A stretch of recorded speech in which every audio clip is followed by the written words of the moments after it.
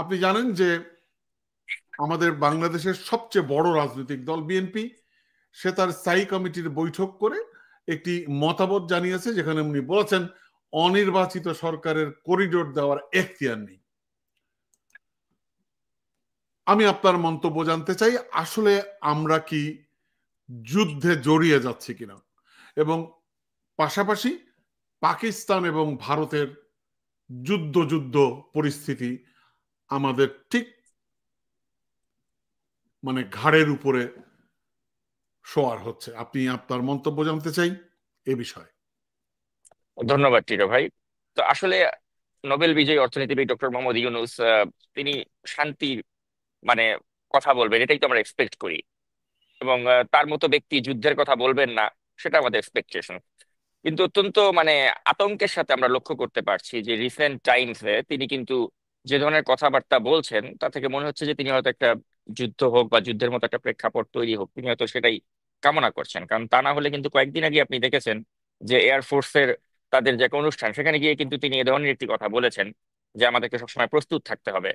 তো এই যে তিনি যে প্রস্তুত থাকার কথা বলছেন, এখন প্রশ্ন হচ্ছে যে কেন প্রস্তুত থাকার কথা এই মুহূর্তে তিনি বলছেন। আর তিনি যেভাবে বলেছেন তা থেকে কিন্তু আমাদের মনে একটা আশঙ্কা জেগেছে যে তাহলে কি তিনি কি একটা যুদ্ধের দিকে দেশকে নিয়ে যাওয়ার চেষ্টা করছেন কিনা। তো এখন মূল বিষয়টা হচ্ছে যে আমরা ডক্টর ইউনূসের কাছ থেকে কিন্তু আসলে যুদ্ধের দামামা বাজুক এ ধরনের কথা চাই না। তাকে আমরা শান্তির দূত হিসেবে দেখতে চাই। এবং তার যে লাইফের অ্যাচিভমেন্ট, আপনি যদি তার প্রোফাইলটা খেয়াল করেন, যে তিনি তার লাইফে তো আসলে আর প্রাপ্তির কিছু থাকতে পারে না। তিনি লাইফে সব পেয়েছেন, সব ধরনের খ্যাতি পেয়েছেন, সম্মান পেয়েছেন। তিনি দেশের একটা অত্যন্ত ক্রাইসিস মোমেন্টে দায়িত্বভার গ্রহণ করেছেন।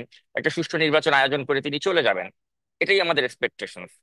কিন্তু সেই মুহূর্তে দেখা যাচ্ছে কি যে তিনি বা তাকে কেন্দ্র করে যে মানুষগুলো রয়েছেন, তারা চাচ্ছেন যে ডক্টর ইউনূসকে আরো দীর্ঘমেয়াদে ক্ষমতায় রাখতে। আর সেই দীর্ঘমেয়াদে ক্ষমতায় রাখতে গেলে তাদেরকে কিন্তু এখন আসলে ওই দেশকে যুদ্ধের দিকে ঠেলে দেওয়া ছাড়া কিন্তু অন্য কোনো উপায় নেই। কারণ দেশে যদি এই মুহূর্তে একটা যুদ্ধ বাদিয়ে দেওয়া যায়, তাহলেই কিন্তু সেটাকে কেন্দ্র করে ডক্টর মোহাম্মদ ইউনূস তার এই ক্ষমতাটাকে আরো দীর্ঘায়িত করতে পারেন। তো সেজন্যই হয়তো এই যে আপনি যেটা ইউএন থেকে বলা হচ্ছে যে রাখাইনে যে একটা করিডোর দেয়া, তথাকথিত কি মানবিক করিডোর। এখন কথা হচ্ছে যে অন্যদের প্রতি এত বেশি মানবিক দেখাতে গিয়ে আমরা কেন আমাদের নিজেদের সর্বনাশ ডেকে আনবো? কারণ আপনি দেখুন যে আমরা এই মানবিকতা দেখাতে গিয়ে কিন্তু পূর্ববর্তী সরকার, যাকে আমরা বলি ফ্যাসিস্ট সরকার, সেই ফ্যাসিস্ট সরকার শেখ হাসিনা, তার একটা নোবেল পুরস্কার প্রাপ্তির একটা আকাঙ্ক্ষা ছিল। এবং তার সেই নোবেল পুরস্কার পাওয়ার আকাঙ্ক্ষা থেকেই কিন্তু সে, আপনি দেখেছেন যে রোহিঙ্গাদেরকে দেশে ঢুকতে দিয়েছিলেন। এবং তিনি বলেছিলেন যে আমি এত কোটি মানুষকে খাওয়াতে পারি, তাহলে এই কয়েক লাখ রোহিঙ্গাকে খাওয়ানো তো কোনো ব্যাপার না, খাওয়াতে পারবো। এই যে তথাকথিত মানবিকতা শেখ হাসিনা দেখিয়েছিলেন, এটা কিন্তু তার একটা নিজের ব্যক্তিগত স্বার্থেই তিনি করেছিলেন। কিন্তু দেখেন যে আজকে কিন্তু সেটার কনসিকুয়েন্স কিন্তু আমরা জাতি হিসেবে ভোগ করছি। যে আজকে আমাদের প্রায় 13 লাখেরও বেশি রোহিঙ্গা কিন্তু এখানে ঢুকে গেছে এবং আরো ঢুকছে প্রতিনিয়ত।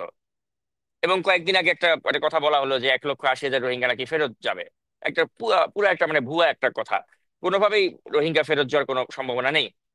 এবং আমরা যে এই যে এদেরকে এখানে রাখছি, আমাদের নিজেদের নিরাপত্তাকে আমরা ঝুঁকির মাঝে ঠেলে দিয়েছি। এবং পাশাপাশি দেখা যাচ্ছে যে এ থেকে কিছু এনজিও যারা রয়েছে, তাদের কিছু আখের গুছাতে পারছে যে তারা এদেরকে সাহায্য সহযোগিতা দেওয়ার নাম করে দেখা যাচ্ছে যে প্রচুর পরিমাণে তারা ডোনেশন পাচ্ছে বিশ্বের বিভিন্ন দেশ থেকে।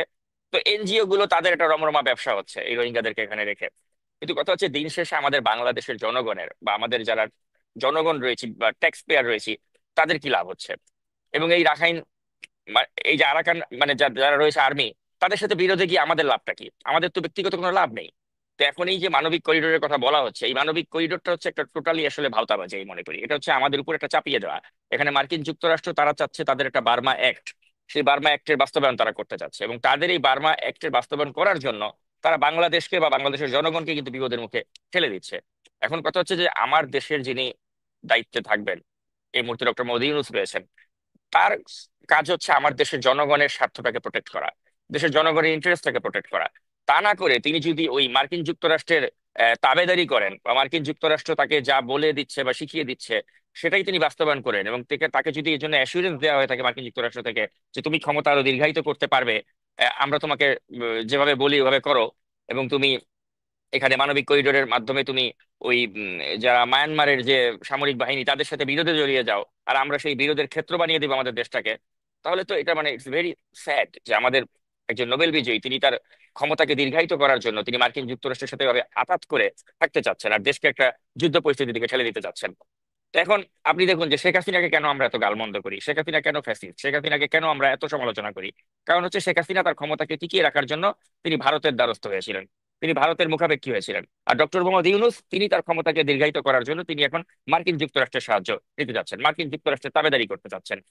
তো এখন শেখ হাসিনা যেভাবে ঘৃণিত হয়েছিলেন, যেহেতু তিনি ভারতের গোলাম ছিলেন, ডক্টর মোহাম্মদ ইউনূসও কিন্তু ওই ঘৃণিত হওয়ার পথেই তিনি হাঁটছেন, কারণ তিনি আমেরিকার গোলাম হতে যাচ্ছেন এবং আমেরিকার স্বার্থ তিনি বাঁচাতে গিয়ে নিজের দেশের স্বার্থকে জলাঞ্জলি দিতে যাচ্ছেন।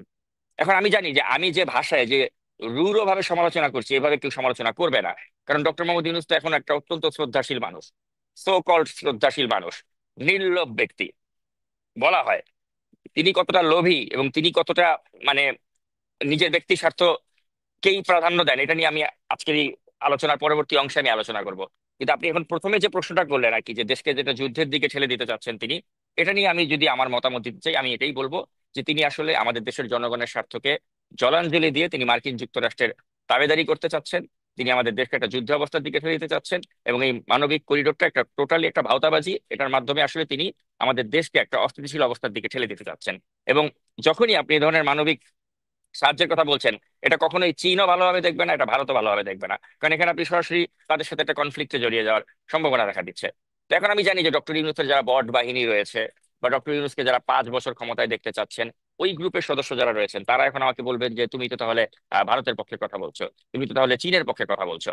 আমার কথা হচ্ছে যে না ভাই, আমি ভারত, চীন বা আমেরিকা কারো পক্ষে কথা বলতে চাই না, আমি আমার দেশের পক্ষে কথা বলতে চাই। এবং আমার দেশ এখন কোনো মতে আমরা এটা অ্যাফোর্ড করতে পারি না, যেখানে অলরেডি 13 লক্ষ এই রোহিঙ্গাদের একটা বার্ডেন আমাদের উপরে চেপে আছে। তার মধ্যে যদি এখন আমরা এই আরাকান বাহিনীকে সহায়তা করতে গিয়ে, আরাকান আর্মিকে সহায়তা করতে গিয়ে আমরা যদি আমাদের দেশের রিসোর্সকে ব্যবহার করি, আমাদের দেশ আসলে এত এত বড় লোক আমরা হয়ে যাইনি। আমাদের দেশের এখনো অনেক জনগণের মানে সীমিত আয়ের মানুষ রয়েছেন যারা অনেক অর্থ কষ্টে রয়েছেন। আমাদের দেশে ওই ধরনের রিসোর্সও নেই, আমাদের ওই ধরনের ক্যাপাবিলিটিও নেই। কিন্তু এখানে জাস্ট একটা ডক্টর ইউনূসকে ক্ষমতায় রাখার জন্য যদি আমাদের দেশের অর্থনীতিকে আমরা বিপর্যস্ত করতে চাই, দেশকে যুদ্ধ পরিস্থিতিকে ঠেলে দিতে চাই, এটা কোনো অংশেই কিন্তু দিন শেষে আমাদের জন্য ভালো হবে না। তো সেজন্য আমি মনে করি যে এই যে একটা সিদ্ধান্ত তিনি নিয়ে ফেলেছেন ইতিমধ্যে, তিনি একটা এমন সরকার যিনি জনগণের ভোটের মাধ্যমে কিন্তু বসেননি। এ ধরনের বড় একটা সিদ্ধান্ত তিনি কোনো স্টেক হোল্ডারদের সাথে আলাপ আলোচনা না করে তিনি যে এককভাবে নিতে চাচ্ছেন বা এককভাবে তিনি যে ক্ষমতায় টিকে থাকার জন্য তিনি নিতে যাচ্ছেন, এটা করে কিন্তু তিনি এই যে দেশের বড় বড় যে রাজনৈতিক দলগুলো রয়েছেন তাদের সাথে একটা বিরোধে জড়িয়ে পড়ছেন, দেশের সংখ্যাগরিষ্ঠ জনগণ যারা রয়েছেন তাদেরকে তিনি তুচ্ছ তাচ্ছিল্য করছেন। এবং তিনি ওই একই কথা বলে যাবেন যে আমার ম্যান্ডেট তো হচ্ছে ওই জুলাই গণ অভ্যুত্থানের ম্যান্ডেট। হ্যাঁ, আজ থেকে 8 মাস 8.5 মাস আগে আপনার ওইটাই ছিল ম্যান্ডেট, যে জনগণ একটা গণ অভ্যুত্থানের মাধ্যমে আপনাকে বসিয়েছে। কিন্তু গত 8.5 মাসে আপনি যে কার্যকলাপ করেছেন, জনগণের একটা সংখ্যাগরিষ্ঠ অংশই এখন যদি আপনি এটা ভোট করেন, তারা কিন্তু বলবে যে আমরা ইউনূসের উপরে ক্ষুব্ধ।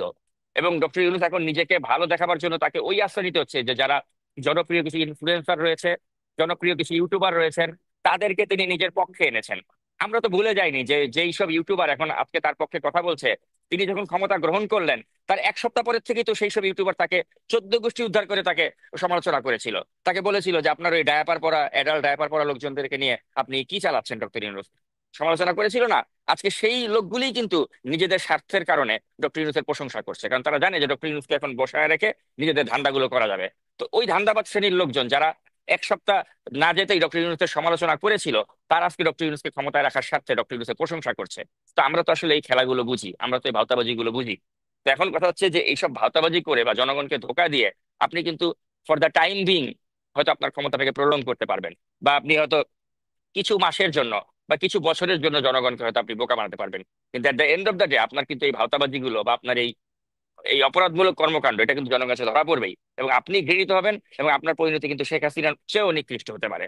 তো সেজন্য আমি ডক্টর মোদী ইউনূসকে বলবো যে আপনি যে একটা শ্রদ্ধার জায়গায় আসছেন, সেই শ্রদ্ধা থাকতে থাকতে, মান থাকতে থাকতে আপনি কেটে পড়ুন। আপনি এ ধরনের দেশে উস্কানিমূলক কথাবার্তা বলবেন, আপনি দেশকে একটা যুদ্ধ পরিস্থিতির দিকে ঠেলে দিবেন, আপনি ওই বার্মা অ্যাক্টের বাস্তবায়ন করার জন্য আপনি মার্কিন যুক্তরাষ্ট্রের সাথে আতাত করে আপনি আমার দেশকে বা দেশের জনগণকে একটা ক্রাইসিসে ফেলে দেবেন, ওই অধিকার আপনাকে কেউ দেয়নি, ওই ম্যান্ডেটও আপনি পাননি। অতএব ডোন্ট ডু দ্যাট, এবং ইফ ইউ ডু দ্যাট আপনার বিরুদ্ধে কিন্তু জনগণ রাজপথে নামতে বাধ্য হবে।